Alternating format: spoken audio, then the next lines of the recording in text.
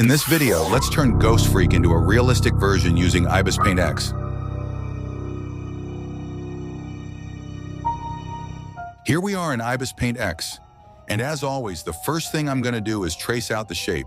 You guys already know the drill. For now, I'm leaving the hands out because we'll trace them separately. It'll make shading easier. We've got our first shape, and honestly, it looks terrible. But anyway, let's move on to the arms. Once we add shading, we can nicely fade the edges in. Now that we've traced our shapes, the next step is to outline these black lines on his body. The way his eye moves all around his body is seriously creepy. I'm leaving a bit of extra space on every end. Don't worry, we'll fix that once we're done tracing. I forgot to bring the opacity back up before hitting done. But no worries, we have a fix for that. Just select the magic wand tool, click on the area to make a selection, and then use a hard edge brush to paint over it. Problem solved. When we remove the edges like this, we don't get a clean line. So what I do is use the magic wand tool to make a selection, duplicate the layer, and we get a clean cut like this. See? This is why I always say, watch the video to catch little tricks like this. Now we have a flat image of Ghost Freak, but we need to add shadows and highlights to bring it to life. I'm selecting the airbrush and carefully painting in the shadows. You can see that just by adding some simple shadows, we're already getting a 3D effect. After shading, I smudge it to blend everything smoothly. We'll repeat these steps to get the perfect result.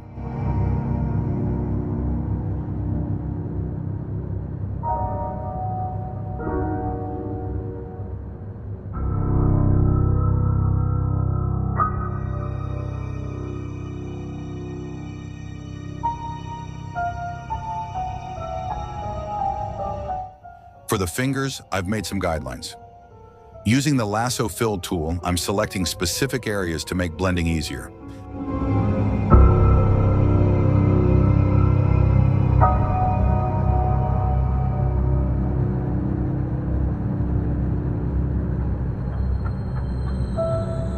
I then lower the opacity and smudge the edges like this.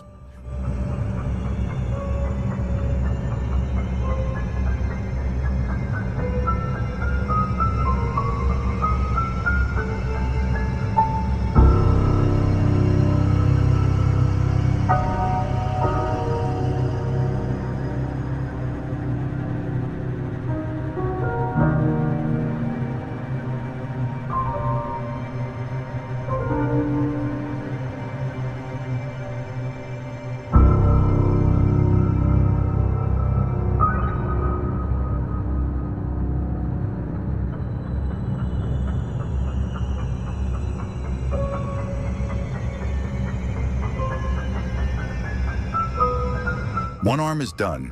Now let's move on to the second one, using the same steps. Shading like this is super satisfying for me. Let me know in the comments if you guys enjoy it too.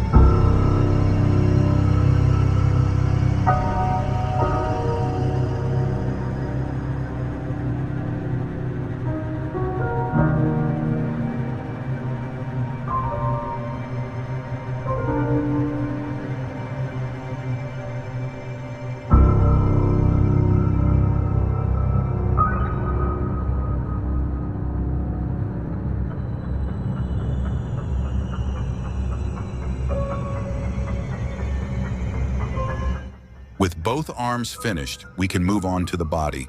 The process is the same here.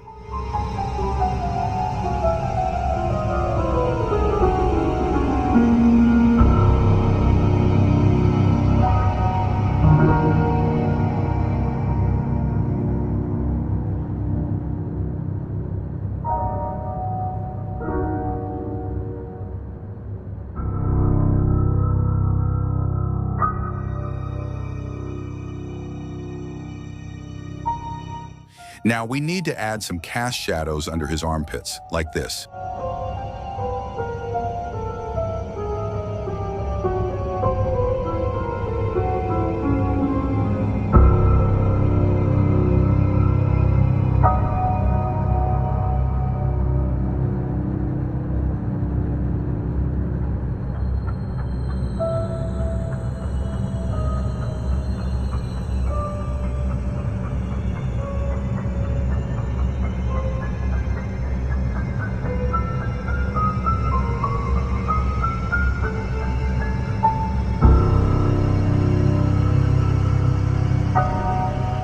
Look at that. Even though it's creepy, it's starting to look amazing.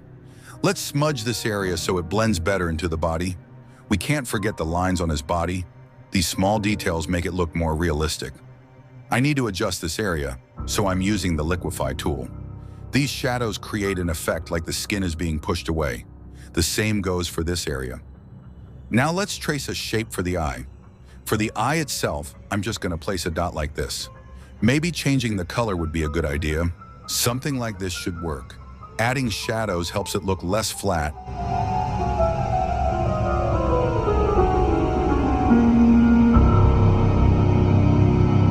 And a little bit of highlights make it pop.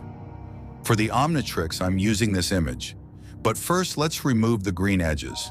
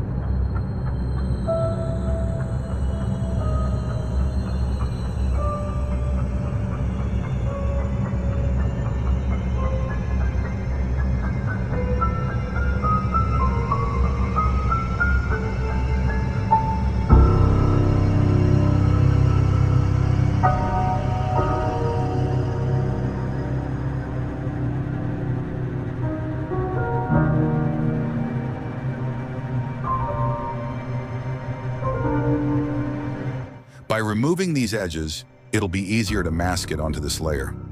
Adding shadows on the sides makes it look even better, just as it should. And that's it.